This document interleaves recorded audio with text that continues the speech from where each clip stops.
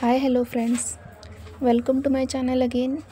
आपण आपल्या व्हिडिओजमध्ये शिकत आहोत की लहान मुलांची एज्युकेशन्स काय काय आहेत, ते हळूहळू वाचायला कसे शिकत आहेत त्याचे सिरीज पाहत आहोत. आपण लास्टच्या काही भागामध्ये आपण पाहिलं की बाराखडीची पूर्ण सिरीज आपण घेतलेली होती, जी वेगवेगळ्या पार्टमध्ये डिवाईड केली होती. So today we are going to learn Marathi व्यंजने, जे त्याचं स्पेलिंग इंग्रजीमध्ये आपण कसं लिहिणार आहोत.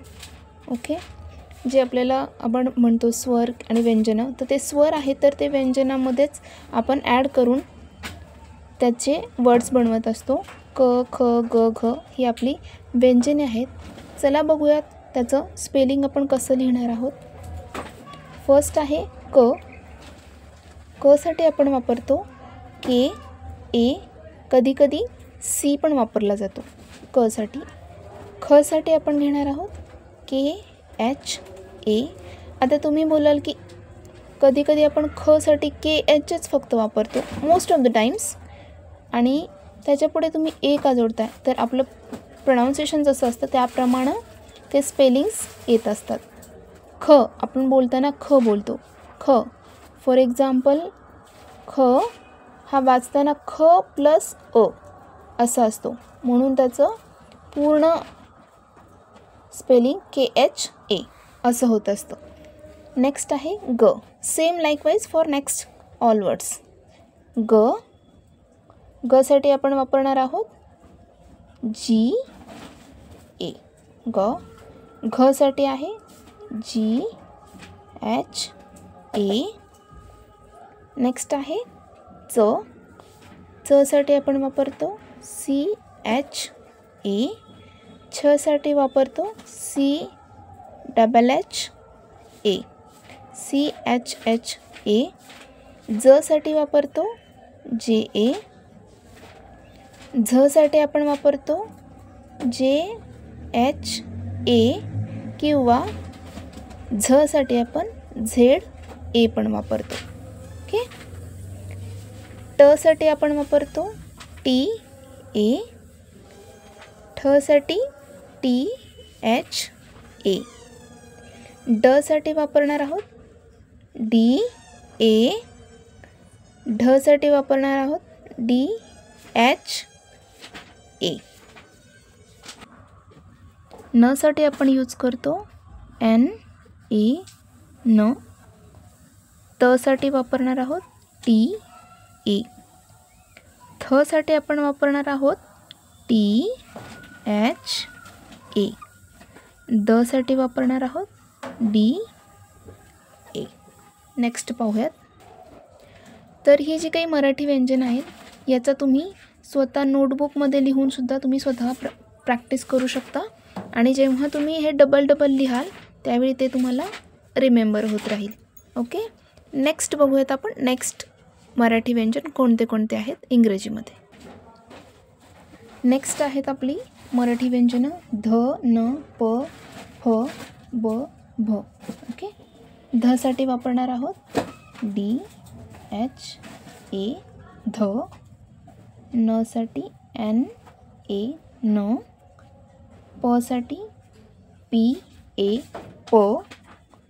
फ साठी पी, एच, ए, किंवा आपण फ साठी कधीकधी एफ, ए पण वापरतो, एफ, ए. ओके. नेक्स्ट आहे ब. बी, ए, ब. भ साठी बी, एच, ए, भ. म साठी एम, ए, म. य साठी वाय, ए, य. र साठी आर, ए, र. ल साठी एल, ए, ल. व साठी आपण व्ही, ए पण वापरतो किंवा डब्ल्यू, ए पण वापरतो. दोन्हीही वापरलं तरी चालेल. जसे जसे आपले वर्ड्स येतील त्याप्रमाणे जसं उच्चार होतो तर तसं आपण वाचत राहणार आहोत. फॉर एक्झाम्पल, नेक्स्ट व मध्ये वॉच जर आलं तर त्याच्यासाठी आपण डब्ल्यू, ए वापरतो, आणि वेल्स आपण म्हणतो ना ओवेल्स, तर त्याच्यामध्ये आपण व्ही वापरतो, व, तिथे पण व येतो. नेक्स्ट आहे श. आता इथे पण श आहे, इथे पण श आहे, दोन्ही वेळी श आहे, त्यामुळे आपण दोन्ही वेळी स्पेलिंग सेमच लिहिणार आहोत. SHA श, SHA श. स साठी वापरणार आहोत SA, ह साठी वापरतो HA, ळ साठी वापरणार आहोत LA. नेक्स्ट आहे आपलं क्ष. क्ष आणि न्य हे दोन्ही आहेत. तर क्ष साठी आपण वापरणार आहोत KSHA क्ष. ज्ञ साठी वापरणार आहोत DNYA ज्ञ. ही झाली आपली मराठी व्यंजनांची इंग्रजीमधून त्यांचं स्पेलिंग. आता आपण बघूयात त्याचं प्रोनाऊन्सिएशन कसं होतं, किंवा मराठी भाषेत क, ख, ग, घ इत्यादी अक्षरांना काना, मात्रा, वेलांटी इत्यादी जोडून पूर्ण कसे बनवतात. परंतु इंग्रजी भाषेत अक्षरांना काना, मात्रा, वेलांटी जोडलं जात नाही. त्याऐवजी आपले जे ओवेल्स आहेत AEIOU हे 5 ओवेल्स आहेत, तर ते यूज करतात. त्यापैकी जे योग्य असेल ते ओवेल, किंवा आपण त्याला स्वरसुद्धा म्हणू शकतो. मराठीमध्ये स्वर म्हणतात आणि इंग्रजीमध्ये त्याला ओवेल्स म्हणतात. ते प्रत्येक अक्षरापुढं कशा प्रकारे जोडलं जातं ते आपण एकदा घेऊयात. आपण आता पाहणार आहोत मराठी भाषेत आपण अक्षर तयार करणार आहोत.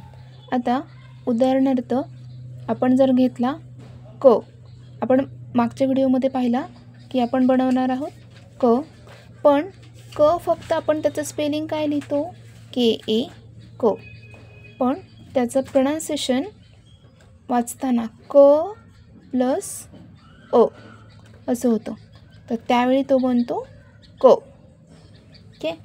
नेक्स्ट जर आपण पाहिला ख, तर आपण फक्त खच लिहितो, ठीक आहे, पण तो ख प्लस अ याने बनलेला असतो, तर तो टोटल होतो ख आणि त्याचं इंग्रजीमध्ये स्पेलिंग KHA. हे आपण मागच्या व्हिडिओमध्ये पाहिलेलं आहे. नेक्स्ट आहे ग, ग प्लस अ, ग, ग हे असं होतं. त्याचं स्पेलिंग आपण इंग्रजीमध्ये पाहिलेलं आहे GA ग. नेक्स्ट पाहूया आपण, लेट्स से घ, घ प्लस अ, तो टोटल मिळून घ असा होतो घ, ज्याचं आपण इंग्रजीमध्ये स्पेलिंग लिहितो GHA घ. नेक्स्ट घेऊयात आपण, लेट्स से प, प प्लस अ, तो टोटल मिळून होतं प, इंग्रजीमध्ये त्याचं स्पेलिंग आहे PA. अजून एक घेऊयात, काय बरं घेऊयात, लेट्स से र, र प्लस अ, र. आपण बोलताना आपलं प्रोनाऊन्सिएशन कसं होतं र, आणि इंग्रजीमध्ये त्याचं स्पेलिंग आहे RA र अ, म्हणून बऱ्याच वेळा बऱ्याच अक्षरांच्या पुढे ए जोडलं जातं, ठीक आहे. लेट्स से ज्ञ घेऊयात आपण आता, ज्ञ, ज्ञ, ज्ञ प्लस अ, ज्ञ प्लस अ, ज्ञ, ज्ञ, राईट. आणि त्याचं इंग्रजीमध्ये स्पेलिंग आहे DNYA ज्ञ. ओके. तर मराठी भाषेत हे क, ख, ग, घ हे इत्यादी अक्षरांना काना, मात्रा, वेलांटी हे जोडून पूर्ण बनवतात मराठीमध्ये अक्षर बनवताना. परंतु इंग्रजी भाषेत या अक्षरांना काना, मात्रा असं काहीही नसतं, की जे आपण यूज करणार आहोत पुढचे ओवेल्स AEIOU हे 5 ओवेल्स आहेत. या 5 ओवेल्सचाच यूज करून आपण वर्ड्स कसे तयार करायचे हे पाहणार आहोत. ओके. हे तुम्हाला ज्यावेळी तुम्ही नोटबुकमध्ये बऱ्याच वेळा प्रॅक्टिस करत राहाल त्यावेळी तुम्हाला ते हळूहळू प्रॅक्टिसनं तुमच्या लक्षात येत जाईल. ठीक आहे. तर त्यामुळे तुम्ही तुमच्या ओन नोटबुक्समध्ये you have to do practice. Let's say आपण सुरुवातीला क घेऊयात. फॉर एक्झाम्पल क घेतला आहे. तर त्या क नुसार आपण ए, ई, आय, ओ, यू हे 5 ओवेल्स वापरून आपण त्याचे वर्ड्स बनवणार आहात. क साठी आपण वापरतो के, ए. आता इथे आहे आपला एक काना, आपण याला काना म्हणतो.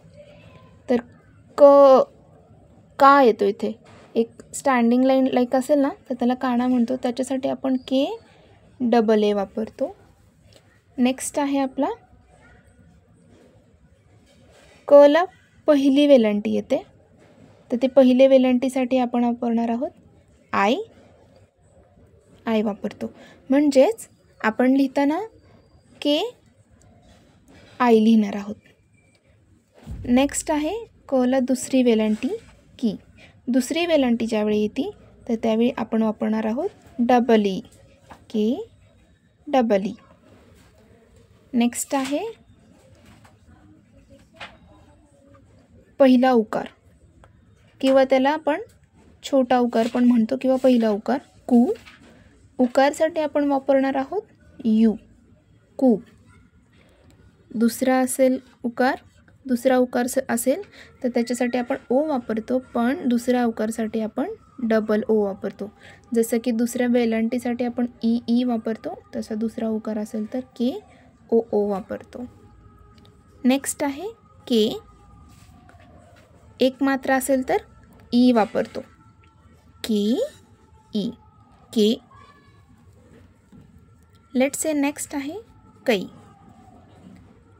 कैसाठी आपण ए आय वापरणार आहोत, ए आय. 2 मात्रे असतील तर ए आय वापरला जातं. हा एक ए आणि हा एक I. Okay. Next let's say को आहे. तर एक काना आणि एक मात्रा असेल तर ओ वापरला जातो, को. नेक्स्ट आहे कौ आहे. तर या कौसाठी आपण वापरणार आहोत ए यू, कौ, के ए यू, कौ. नेक्स्ट आहे कमसाठी आपण वापरणार आहोत के ए एम. ओके. आता तुम्ही बोलाल की हा एम याच्यामध्ये नाही आहे, पण याच्यामधला आपण फक्त एच कन्सिडर करतो. एम आपण ओवेल्समधून कन्सिडर करत नाही. त्यामुळे आपलं प्रोनाऊन्सिएशन होताना कम असतं, त्याच्यामध्ये एक सायलेंट एम असतो म्हणून आपण कम लिहिणार आहोत. किंवा कधीकधी याचं प्रोनाऊन्सिएशन न पण होतं आणि एम पण होतं. तर याच्यामध्ये के ए एन पण वापरलं जातं, कन. आणि लास्ट आहे कहासाठी आपण वापरणार आहोत ए एच. तर हा एच हा खूप सायलेंट आहे, कहा. ओके. हा एच आपण आपल्या ओवेल्समध्ये नाही आहे तरीही आपण कहा लिहिताना एच यूज करतो. तर अशा प्रकारे तुम्ही हे खचं स्पेलिंग झालं. तुम्ही घरी तुमच्या नोटबुकमध्ये खसाठी गसाठी अशीसुद्धा प्रॅक्टिस करू शकता. ओके. नेक्स्ट व्हिडिओमध्ये तुम्हाला काही प्रॉब्लेम असेल तर आपण तो पाहूयात. तुमचे ओपिनियन्स ते कमेंट्सद्वारे तुम्ही लिहू शकता. ओके. आणि तुम्ही स्वतः प्रॅक्टिस करा. आपण नेक्स्ट व्हिडिओमध्ये नेक्स्ट लर्निंग व्हिडिओज बघूयात. ओके. तोपर्यंत या चॅनलवर नवीन असाल तर चॅनलला नक्की सबस्क्राईब करा. थँक्यू.